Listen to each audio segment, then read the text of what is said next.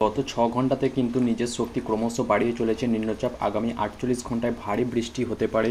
আবহাওয়া দপ্তরের তরফ থেকে এমনটাই আবহাওয়ার খবর উঠে আসছে। দক্ষিণবঙ্গে মেঘলা আকাশ সকাল থেকেই রয়েছে এবং উত্তরবঙ্গে বৃষ্টির সম্ভাবনা কম। বজ্রবিদ্যুৎ সহ বৃষ্টি কিন্তু সব জেলাতেই হবে। ভারী বৃষ্টির সতর্কতা কিন্তু উপকূলবর্তী যেসব জায়গাগুলোই আছে। বজ্রবিদ্যুৎ সহ হালকা থেকে মাঝারি বৃষ্টির সঙ্গে 30 থেকে 40 কিলোমিটার গতিবেগে দমকা ঝোড়ো বাতাস বইতে পারে। আগামীকাল মঙ্গলবার বিকেলের পর থেকে ভারী বৃষ্টির সতর্কতা একটু কম রয়েছে, তবে বুধ ও বৃহস্পতিবার কিন্তু পরিমাণ কমবে।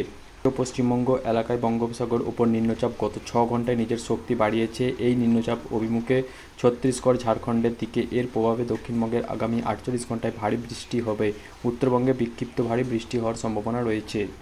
সোমবার বৃষ্টির সম্ভাবনা কম থাকলেও মঙ্গলবার কিন্তু বৃষ্টির সম্ভাবনা বেশি থাকবে। মঙ্গল থেকে বৃহস্পতিবার কিন্তু বিভিন্ন জেলায় বিক্ষিপ্তভাবে প্রবল বৃষ্টি হওয়ার সম্ভাবনা রয়েছে। এর ওপরে 5টি জেলা দার্জিলিং, কালিম্পং, আলিপুরদুয়ার, কোচবিহার, জলপাইগুড়ি বিক্ষিপ্তভাবে ভারী বৃষ্টি হবে। ভারী বৃষ্টির সতর্কতা উপকূল ও পশ্চিম জেলাগুলোয় বাঁকুড়া, পুরুলিয়া, পূর্ব বর্ধমান, মেদিনীপুর, ঝাড়গ্রাম, দক্ষিণ চব্বিশ পরগনা, হাওড়া, হুগলিতে ভারী বৃষ্টি কিন্তু হবে। এর কারণে সমুদ্র উত্তাল থাকবে। মৎস্যজীবীদের সমুদ্র যেতে নিষেধ করা হয়েছে। বাংলা উপকূলে মৎস্যজীবীদের সমুদ্রে যেতে নিষেধাজ্ঞা রয়েছে সোমবার থেকে বৃহস্পতিবার পর্যন্ত।